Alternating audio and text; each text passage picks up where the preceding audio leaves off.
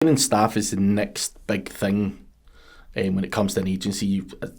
An agency can't function without people to do some of the work. You as the agency owner can't be the guy that does the SEO, that manages the client, that sells to the client, that does the reporting, that does the content, that does the link building, that does the technical and everything else. You'll die if you work at scale. There's just not enough hours in the day, and you're probably not skilled enough to be able to be good at everything. There's no one out there who is. So you're always going to need staff, and that is always a massive problem for agency owners. Where I've found value with staff, at present I've got a small team that I've still retained, even though we don't really do a huge amount of client work.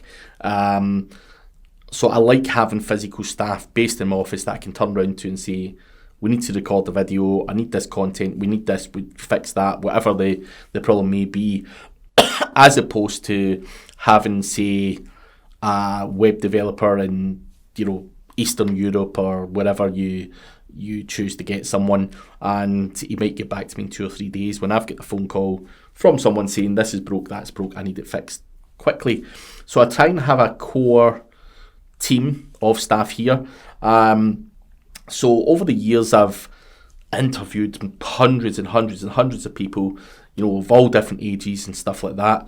Where I've found the best value is looking for young people who obviously are enthusiastic, turn up presentable and stuff like that, and take them, even though they're unskilled and inexperienced in digital, and getting them to work the way that we want to work.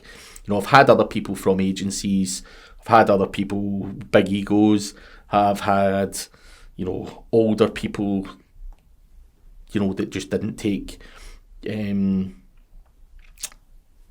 orders from younger people, tried everything, and I think what worked well for me was getting young people in, and you can also get help with their wages and stuff like that from the local councils and stuff, and work with these people to be able to whip them into some form of shape that's going to benefit your business.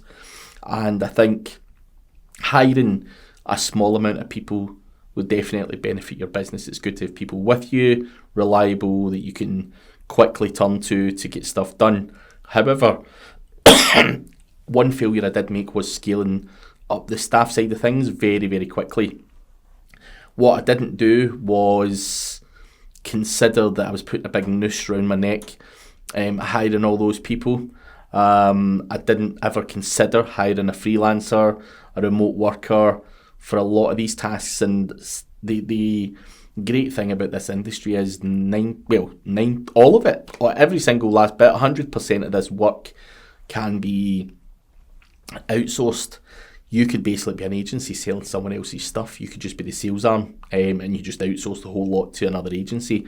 So you don't have to have 10, 15, 20 staff there. You can have a core team that does the stuff for you, and anything else you need, you could pull in remote workers, freelancers, other agencies, whatever it may be. And places where people have to work smarter. So for me, hiring a content writer that earns $400 a month is far better than me hiring someone here in the UK on £2,000 a month that can barely write a sentence. And that's the sad reality of what we're in. People want, $1.5 grand, £2 grand a month in the UK, and the reality is the $400 is a lot of money in another place in the world, and the quality is equally as good from abroad. And obviously, in terms of business profitability and scalability, not having that noose around your neck, because you can use these freelancers as often as you want, as little as you want, or whatever. There's websites out there like Upwork, hire a freelancer. There's tons of them. You can also go on to places like onlinejobs.ph and hire someone from the Philippines to do very dedicated tasks, whether that was, finding keywords or whatever it may be. I think a lot of these remote workers are very good at taking direction. So if you say this is the process, you are going to look at this and you're going to then check that in SEMrush to pull out other keywords. These guys can follow processes really easy, and for me, scaling up your business, you have to consider all options and costs and everything else.